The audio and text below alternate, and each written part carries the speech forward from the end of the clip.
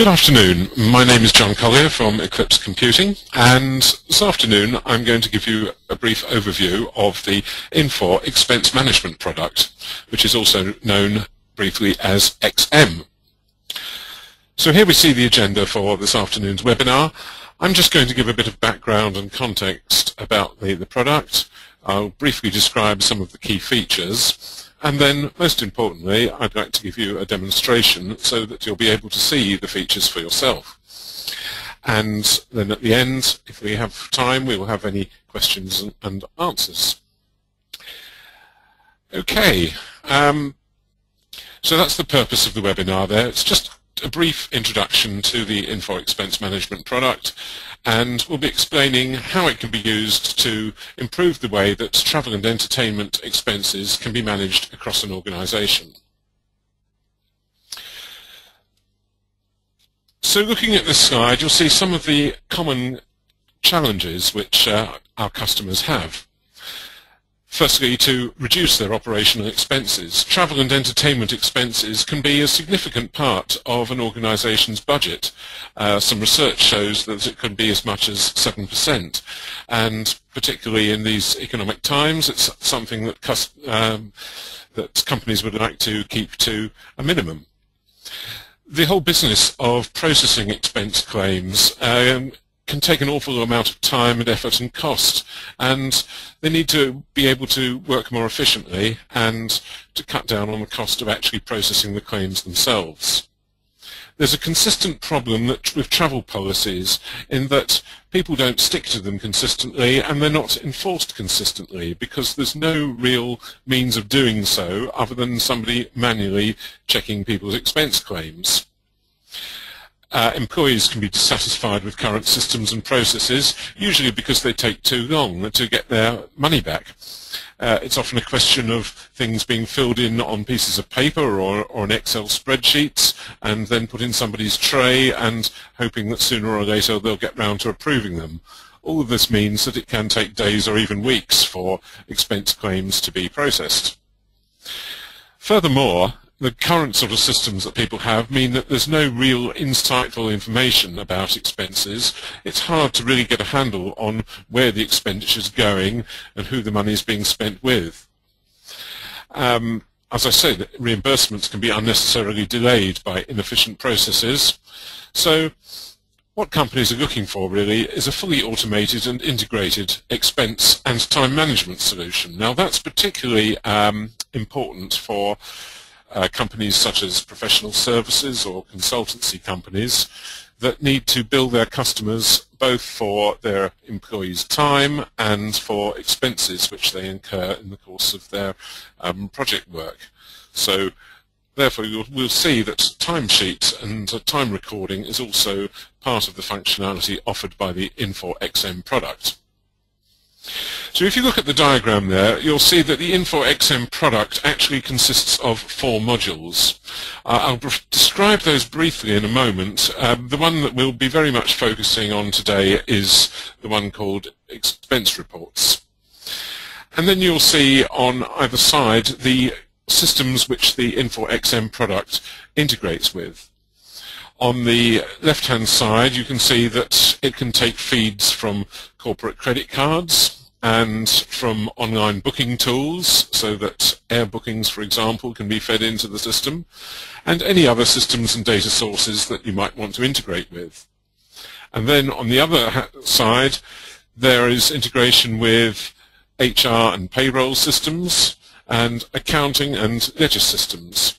This means that employee records can automatically be fed into the expense management system from an HR system, for example, and that when expense reports have been completed and approved, they can then be handed off to the accounts payable system for payment. So here are the 4 modules in the Infor XM product. Firstly, expense reports.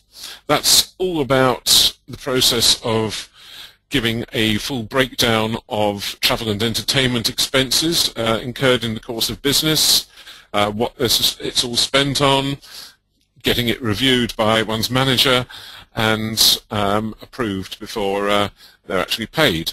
and that's what we'll be looking at in the product demonstration. But there are 3 other modules as well. There's travel plans. Now, travel plans is a way of actually getting travel expenses authorized before the travel actually takes place. So you put in as best an estimate as you can for an airfare or a hotel bill or any other travel expenses before you actually go on your trip.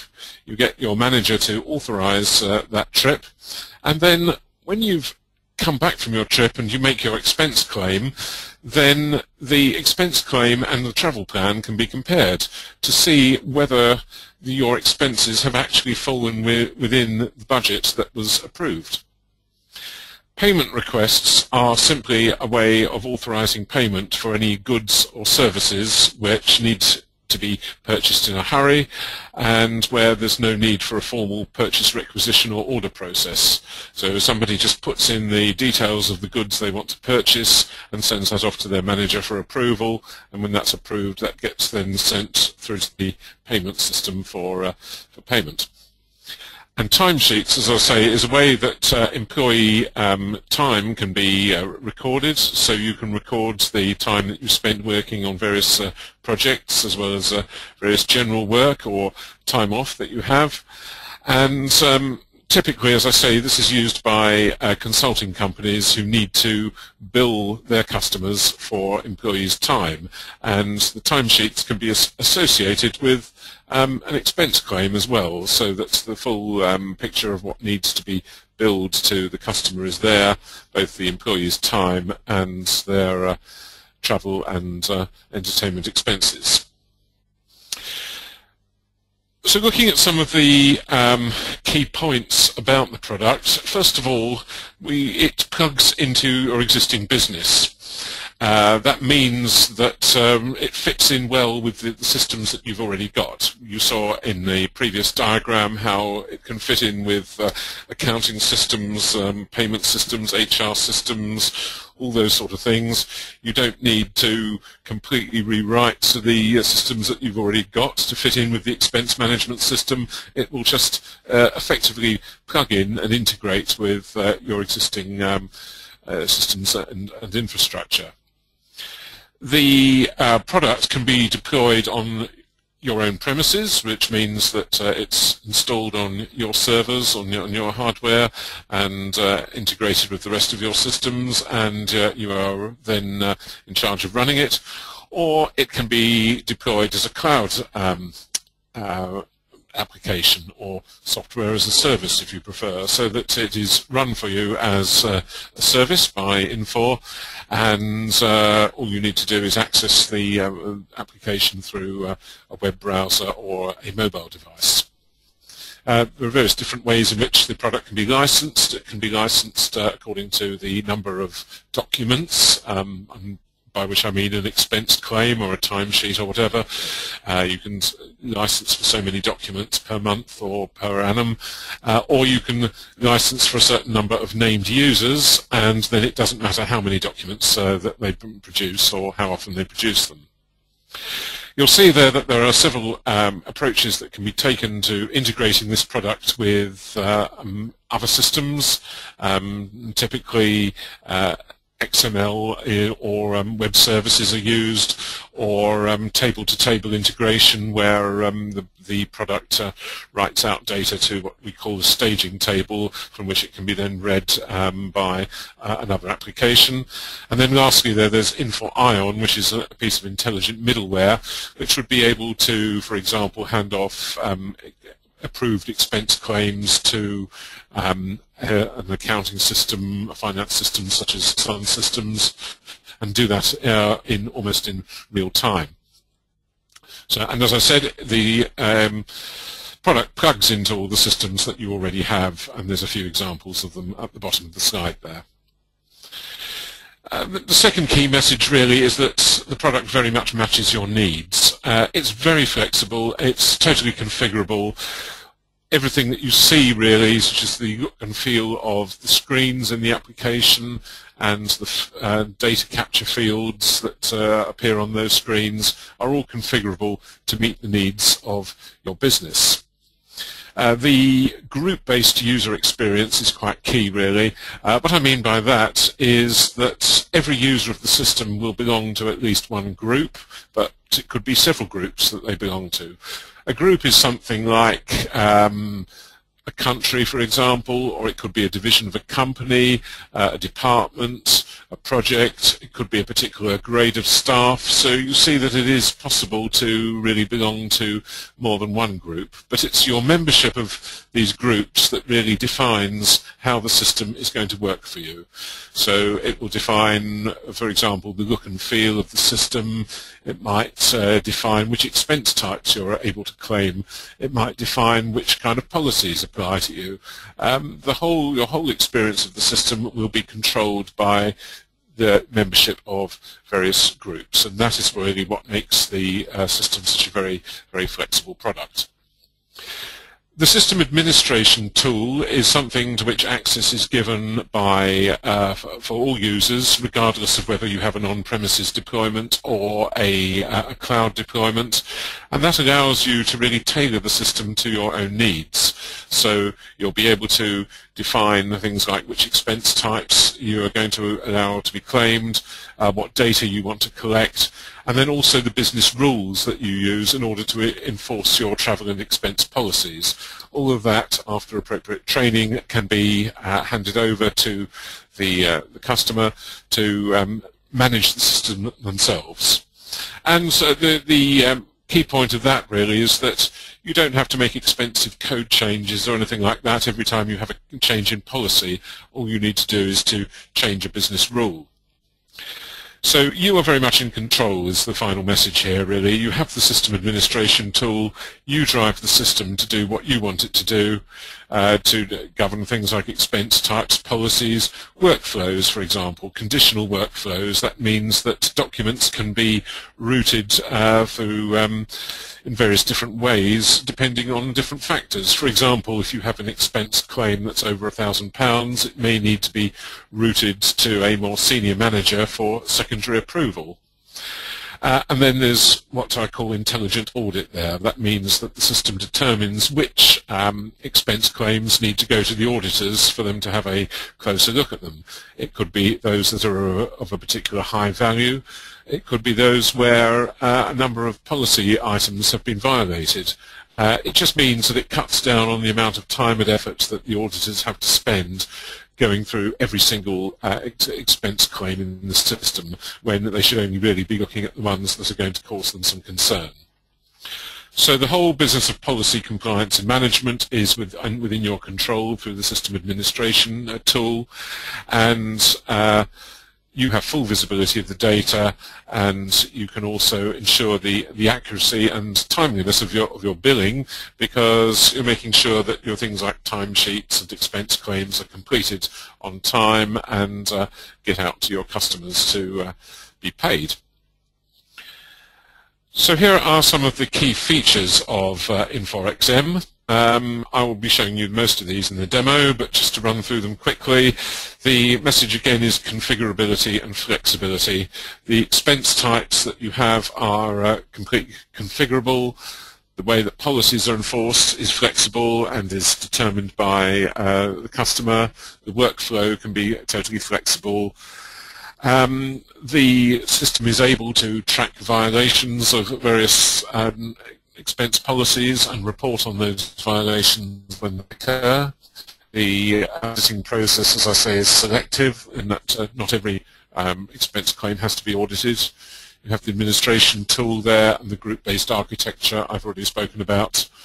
You have interfaces with one or more corporate credit cards, automated imports and exports of data such as HR records or accounting data, and the mobile device support as well, which I'll talk about in a moment.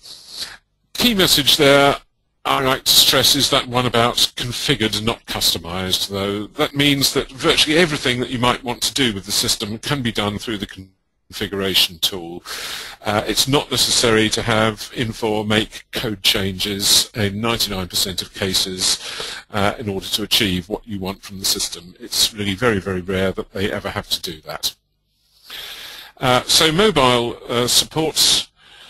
We have mobile applications for BlackBerry and iPhone currently available, and early next year those will be followed by apps for iPad and Android. You can, of course, access the system through a web browser, and I've myself have used the system through the Safari browser on my iPad, and that works pretty well as well. So all this is there really for the convenience of everybody, that they can enter their expense claims while they're still on the road. They don't have to wait till they get back to the office in order to do it. And also, if the approvers of the expense reports are also travelling, then they can actually see the expenses that come through to them, and they can approve them again while they're on the road. And all of this is just means it's all more convenient for everybody, and it hopefully means that things are getting processed quicker, because you're not having that delay while you wait for somebody to come back into the office and do all their administration work. So that is really a brief introduction to the expense management product, and I'm just going to go in now to give you a demonstration so that you can see some of the functionality for yourself. So I'll start by just doing a very simple expense claim so that you can see how quick and easy it is to do one. So I've logged in here as a user. And the first thing you'll see when you log in is you'll see any outstanding expense claims that you currently have. So I have one called October Expenses here, which is currently with the auditors. So that just shows you any outstanding claims you have and what stage they've reached in the approval process. But what I'm going to do now is create a new expense claim. So I open up a new document and give it a title, and then on the drop-down list here, I have a list of expense types. Now, as I said previously, what appears in that list is determined by your group membership. So just suppose that I took a trip from London to Birmingham and I went by train. So the first thing that I want to claim is a rail expense. So a screen like this appears, and the layout of the screen that you see on the right-hand side here, it will be variable from one expense type to another. That's another thing that you configure for yourself. You can specify exactly what fields you want to collect. So you put in the date, put in an amount, the currency, whether we've got a receipt or not included with it, the location. So I'll say that in this case I travelled to Birmingham, and it goes in, and it was a second-class rail fare. So that's really all I need to put into there. Save that, and that will now appear as the first line in my expense claim here. So say when I got to Birmingham, I took a taxi to my customer's office.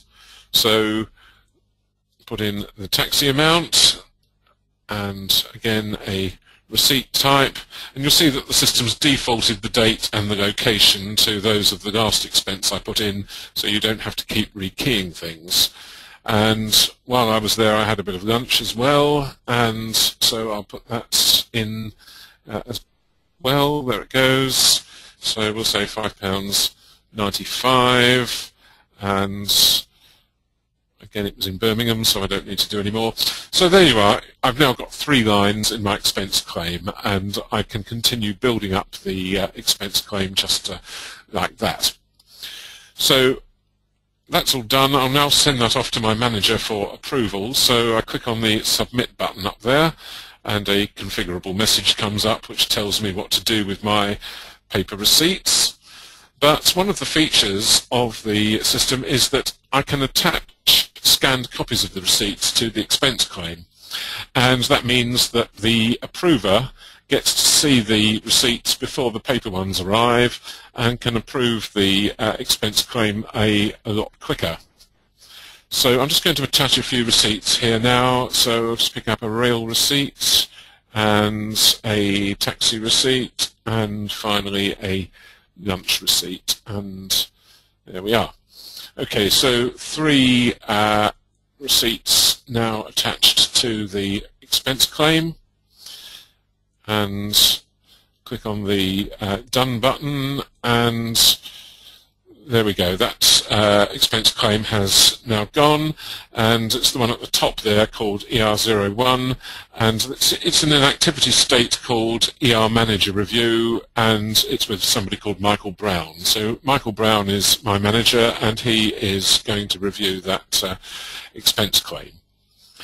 Now, there are different ways that Michael Brown can do it. One way is that he logs into the application and he looks for any documents that are waiting for his attention, or he can go into his email, just as I am now, and will receive an email with an expense claim attached to it. So here is an example of what the expense claim looks like when it arrives by email. Now, the layout of this is yet another thing that's entirely configurable, so this is just a sample of what you might see. Firstly, you see an overview of the amounts, the financial overview there. You can see how expenses can be broken down into various categories on the left, and on the right how the expenditure is split across a number of different account codes or project codes or whatever. Then you have the lines which give detail of each individual expense in quite a bit of detail, so you can see exactly what has been spent where. And then I can click on the View Receipts button down there, and you'll be able to see some of these receipts which are attached to the expense claim. They're somewhere. Yes, there we are. There's the rail one, for example. So you can just scan through and look at the various receipts which are attached to the claim. Then there's a section here where any exceptions to policy will be highlighted. Well, there aren't any in this case, so I'm just going to approve this expense report. So there are three options that an approver has.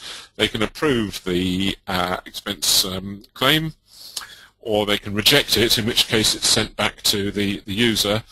Or there's a third option, which is just to ask for a bit more detail. So that just means that an email is sent to the person who's claiming expenses just to ask for a bit more explanation on something that was in the expense claim. So I approved that one, and now you see the state of it, of ER1 has changed. It's gone to the auditors. Normally they would go straight for payments if they're fairly straightforward, but I have the system set up so that there's a random selection for audit, and I think it's 20% of expense claims are sent to the auditors before they're paid. So this would be one of the 20% that's been selected. But you see, the person who's making the claim can automatically see what state their claim is in and who it's with, in case it gets sort of stuck in the system. Okay, well that was a very simple expense claim, so I'm going to do a rather more detailed one now, and in the course of that I shall attempt to show you some of the more interesting features of the system. One thing I'll talk about first is I'll just talk about the idea of business rules. Now, business rules is the way that you can actually enforce your policies. So you can enforce policies, and if the business policy is broken, then there are three different levels of business rule that can come into play. The first one is just a warning, and that just tells you that you've broken a policy and flags that up to the person who's approving your expenses, but allows you to continue with the claim. The second is an explanation, which means that you have to explain why you've broken the policy. So let me just say, for example, I put in a claim for lunch, and I'll say it's sort of £20, for example, and I just select a location there. That's fine. Now, I've got a business rule here that says that lunch should only be £6 per person, so the system's asking me why have I broken that particular policy. So I put in some reason, like it was the cheapest restaurant in the area, something like that. And that means that once I've done that, then that explanation is attached to the claim and we can continue. But there's a little warning triangle you see there, and that shows that this particular item in the expense claim has broken the policy. Okay, let's look at car mileage now. So if I take a trip, let's say I take a trip again from London to Birmingham, and there are various different ways which I can do this. I can say that the trip is from London to Birmingham and put in the mileage, so I can say about 120 miles, for example. Now that is one way of doing it, but if you want to be a little more clever, then you can actually integrate the system with mapping applications such as Google Maps or Bing Maps. So you can actually, using Google Maps, you can define your own route. So I can define a route and call it London to Birmingham, and find where I start from, where I finish, and any points which I travel through on the way. So I'll just put in that it's from London to Birmingham in the UK and click on the Find on Map button there, and you'll see it tells me it was 117 miles and shows the route on my map there. Now I can be more precise than just saying it's from London to Birmingham. I can actually give streets, names, postcodes, whatever, and actually get a more accurate measure of the mileage if I want to. But having done that, you see now it's put in 117 miles, and I've got a route there called London to Birmingham. So I can just save that item, and the system calculates how much I'm going to get paid. It says here £52.65. That's because my mileage rate is configured into the system, so I don't need to even say what it is. It just gets included in there. And then if I do another mileage claim later, and I do from London to Birmingham, all I have to do is bring up that route which I defined and simply use it again.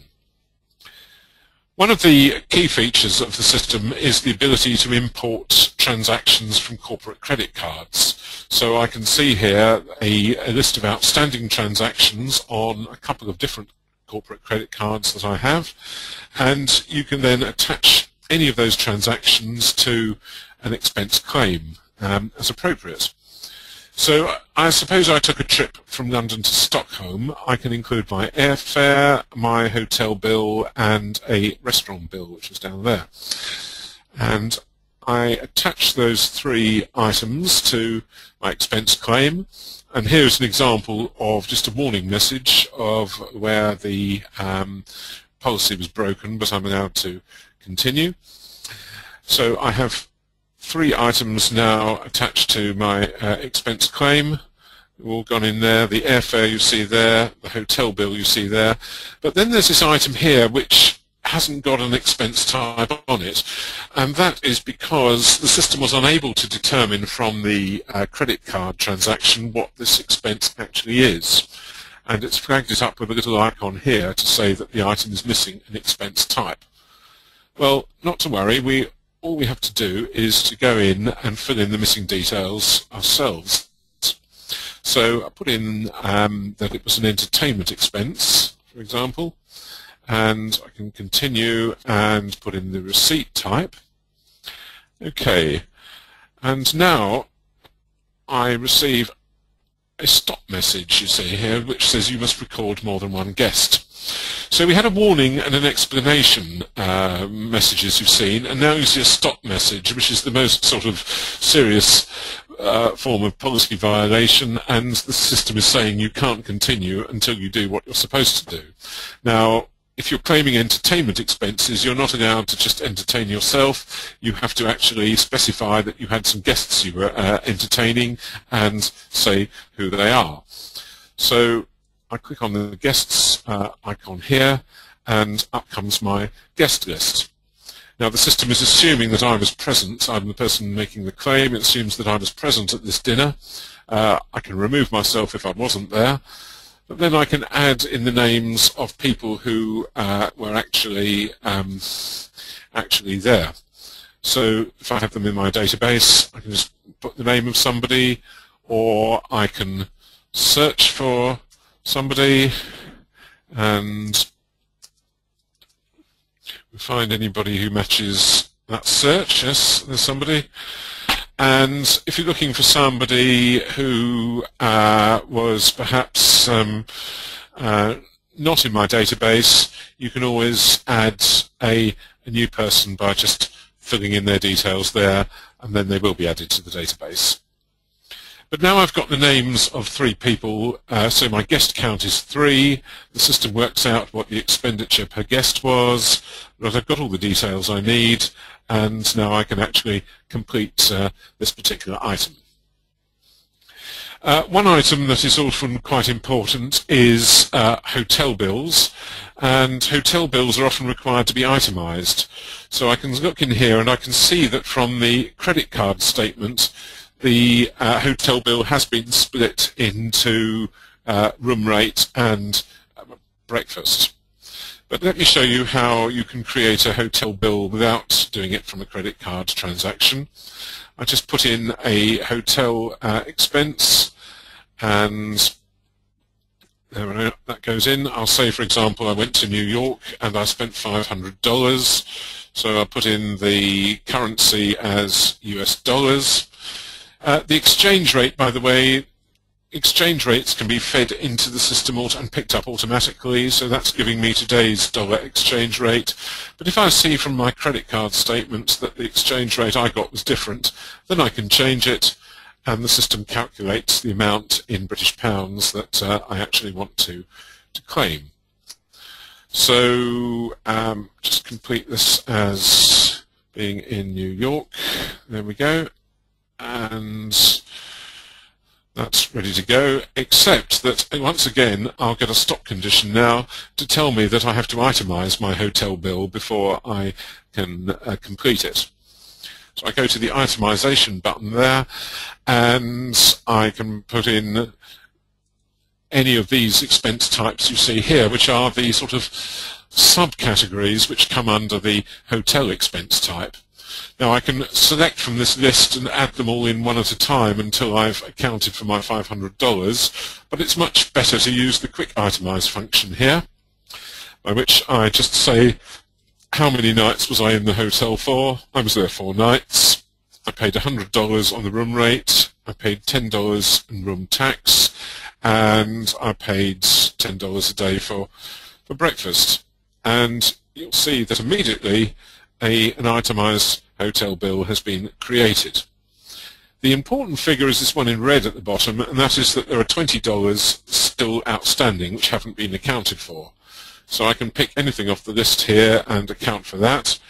And it could be that there's some various things like in-room movies or mini bars or shopping or whatever that is not a reimbursable expense. So I can just put that down as a hotel personal expense, and the system knows that that particular expense type is not reimbursable. So the little box you see here that says do not reimburse is checked, and I put that in, and you'll see a little icon appears to mark that that item is not actually reimbursable. But the important thing is now that the figure in red at the bottom is down to 0, and that means that the itemization is now complete, and I can save that line in my expense report. Okay, well there are quite a few other features that one could show as well, but I'm just trying to give you a brief overview at the moment. So I will submit that expense claim for approval. I won't add the receipts this time as we've seen it before, but again you see expense report 02 there has gone off to my manager Michael Brown for review. So if I go into Michael Brown's email once more, then in a moment I should see that expense claim arrive, and you'll be able to see once again what it looks like from his point of view. There should be a few more items in the expense claim this time because it was a more complex claim, and you'll be able to see that there are some policy exceptions in there as well. So there it is, it's just arrived. I open it up, and so here it is with everything broken down, the financial overview, expense summary, account distribution, a full sort of breakdown of everything that was actually spent, including all those itemized hotel expenses. And then you see here are the item exceptions that you can see that there are a couple. First of all, the non-preferred hotel vendor that was used. So as the reviewer, I can say that's okay, I don't mind that too much, I'll accept that. But the lunch limit exceeded, I don't go for this excuse of it's the cheapest restaurant in the area, so I'm going to reject that. So you see you can reject individual items without having to reject the whole expense claim. That's one way you can do it, or you can, if you can find the lunch item, here it is, you can actually say that the approved amount is £6, which is what is within policy, rather than the £20 that is claimed, and that means that £6 is all that the person will actually get paid. There's also a note here saying that the document will go to audit because of the number of policy violations. So I've configured a rule that says if there are 2 or more policy violations, then the expense claim gets routed to the auditors. So I can approve that now, and that's done. So going back to the original user's inbox here, you'll see now that again ER02 has been sent off to the auditors. Okay, let me just talk very briefly about what reporting you can get out of the system. The system comes with a few built-in, standard built-in reports, and it integrates very nicely with either Cognos or with SAP Business Objects, and one of them is with the Cognos is with the software as a service deployment, and Business Objects is with the on-premise deployment. But you can also integrate it with any other business intelligence system that you have to give the reports that you need. But I've got a couple of examples that are done with Business Objects here, just to show how you can actually produce your own customized reports. So let's open it up and let's look at some examples. So if I look at this one here, it's called Expenses by Organization. Then there we go, we have some nice colourful charts there, and what it's doing, it's going for each country, looking at the different currency codes there. In fact, you can see how much has been spent on each of the different categories of expense, and then on the right hand side you see it in chart format. And then I can look at another view here where I can actually start to drill in for more details. So I see the amount spent on the different expense categories, but I can drill down and see it's the sales and marketing departments that are incurring the expense. I can see the split between marketing and sales there. I can see within sales who the individuals are who are incurring the expense, and I can even break down into the individual expense claims there. So Nigel Heath's expense claim here, number 219, has got this expenditure in each of the categories, and then you can break down other things, for example, like the category type under meals. You can see that you can break it down into breakfast, lunch, dinner, or whatever. Okay, another one that is of interest sometimes is vendor analysis. This can be used to see where you're actually spending money in particular categories, like hotels, for example. Which hotel chains are you using? You can see here that 75% more or less of expenditure has gone to the Marriott and the rest to the Sheraton, and that's in Europe, while in GB pounds here you've got one or two other hotel chains as well. And having this information to hand, it can be a bargaining tool really for when you're talking to your suppliers. You can try to negotiate the best deals with your suppliers, such as hotel chains, with some figures to back that up, showing how much business you've given them over the last year or 6 months or whatever it is. So it's always good to know how much money you're actually spending with your suppliers. If you want to know who has been violating company expense policies, then you can build a report on that. And here's one that goes through each of the policies and lists every time a violation has occurred. So you can see the name of the offending person and the number of the expense claim in which that violation has occurred. So you'll be able to work out which policies are being violated a lot. And it could be that the policy itself needs to be changed if a lot of violations are occurring, or you can also see if particular individuals are repeatedly violating the policies.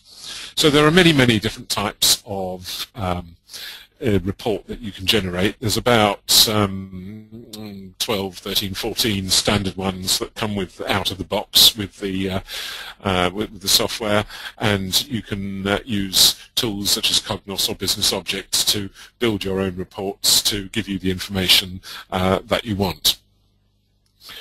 Okay, so that was a brief demonstration of the system, which I hope has given you some idea of the capabilities of it. So finally, if you have any questions now, I would be very happy to take them. Thank you, John. Please can anyone let me know if you have any questions by either typing a question in on your keypad or by raising your hand. Thank you.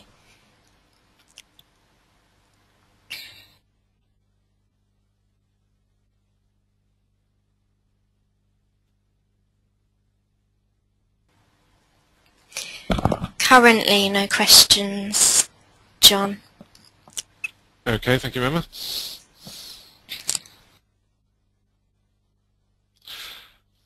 All right, well, on the final slide here, you can see some contact details for us here at Eclipse. My details are at the bottom there, and the